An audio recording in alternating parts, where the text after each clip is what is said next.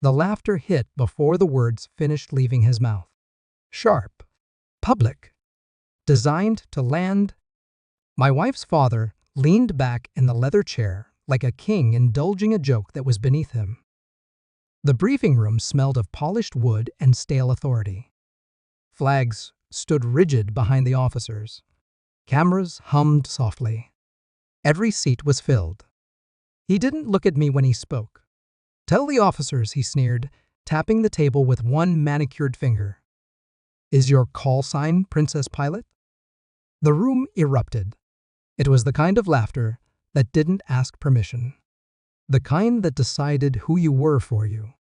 I stood there in my civilian jacket, hands folded behind my back, face still. I had learned long ago that rage wastes oxygen. I let it pass through me. Let it sharpen instead of burn. My daughter-in-law's voice echoed in my head, then shrill, dismissive hours earlier on the phone. "If you want to join Thanksgiving, come wash the dishes."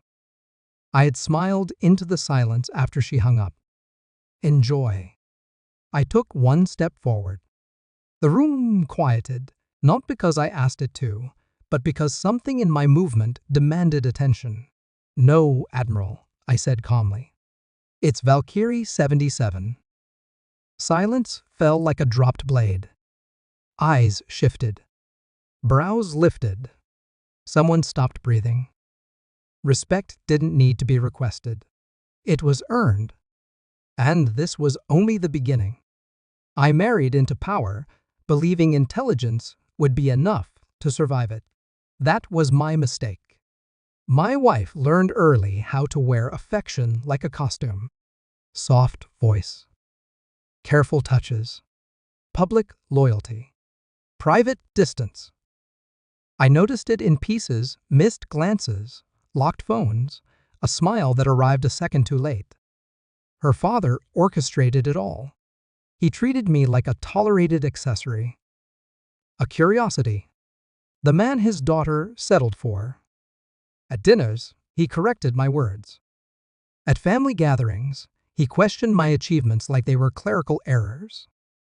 And she never stopped him. That silence was the betrayal. The first crack came late one night when she fell asleep with her phone glowing on her chest. I didn't touch it. I didn't need to. The name on the notification was enough. Captain R. Military humor, familiarity, intimacy disguised as professionalism. I told myself it meant nothing. I always told myself that. At Thanksgiving, the humiliation became ceremonial. Her sister laughed as she shouted from the kitchen. Dishes. Servant jokes. Her father watched me closely, waiting for resistance. Waiting for me to break. I didn't. I never did. I booked a flight to Zurich instead. Alone. Investigation is patience disguised as indifference. I smiled when she kissed me goodbye. I answered her calls. I listened. I catalogued.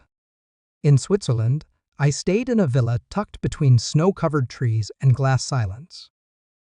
Neutral ground, clean air, clear thought. I pulled phone records. Not hacked, requested. Legally, methodically, patterns emerged like veins beneath skin. Late-night calls, secure lines, military routing. Captain R wasn't just a name. He was a subordinate to her father. I requested archived flight logs, cross-reference dates, overseas conferences that overlapped too neatly, hotel invoices paid in cash. I ran a DNA test without telling her. Not because I doubted my daughter, but because doubt had already been planted. And doubt, once rooted, demands proof. Every day, I called home. Every day, I acted unchanged. Inside, the storm organized itself. There is a moment when suspicion hardens into certainty, when emotion gives way to clarity. I felt it reading the final report alone, snow falling silently outside the villa windows. The betrayal was complete. Personal, strategic. They hadn't just mocked me. They had planned around me. I returned for the briefing. Invited. Publicly. The Admiral had insisted. He wanted an audience. He always did. The officers didn't know why I was there. Cameras were rolling for a routine security update. My wife sat behind the glass wall, arms crossed, face unreadable. I waited. When the laughter died, when the silence settled, I placed a slim folder on the table. "Before we continue," I said, voice even, "I'd like to clarify my presence." The Admiral frowned. Authority does not like interruption. I slid the folder toward him. Flight logs, communications, financial trails. A single photograph, time-stamped undeniable. His fingers trembled. My wife's eyes widened. Captain R wasn't in the room. He didn't need to be.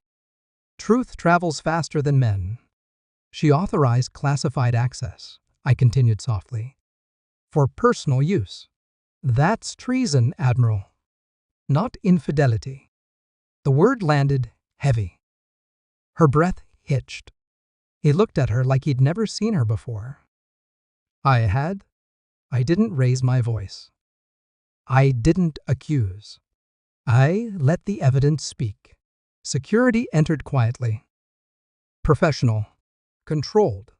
The Admiral stood, red-faced, trying to command a room that no longer belonged to him. My wife cried then. Not for me. For herself. Later, my phone buzzed. Once. Twice. 71 times. Messages from family. From her. From people who had laughed. I didn't answer. Instead, I sent a single image. The villa. Sunlight. Mountains. Glass walls. Stillness. Luxury doesn't scream. It waits. I walk differently now. Not heavier. Lighter. Betrayal taught me something gratitude never could. Clarity is power. Silence is armor. And revenge doesn't need fury, it needs timing. They wanted me small. I chose distance. And from here, far above their noise, I finally understood. Some people don't deserve confrontation. They deserve to be left behind, watching the door close, wondering when they lost control.